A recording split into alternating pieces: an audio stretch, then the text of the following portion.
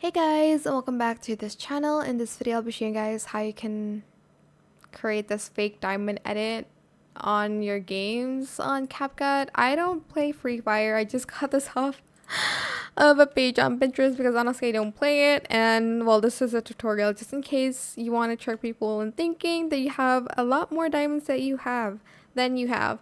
So you're just going to go to mask, and well, you're just going to copy and paste your screenshot of like your coins or other people's like coins so the numbers aren't the same. I'm just going to zoom in a little bit so you guys can kind of see what I'm doing here.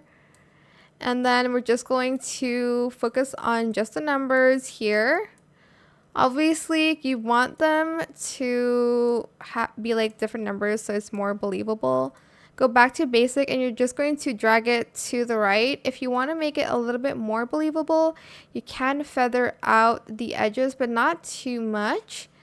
And that is it. Make sure you don't feather it out too much or else you can kind of see where the gold is. So don't feather it out way too much. Just feather it a little bit so it blends with the picture even more. And when you zoom out, you can't even tell unless somebody zooms in.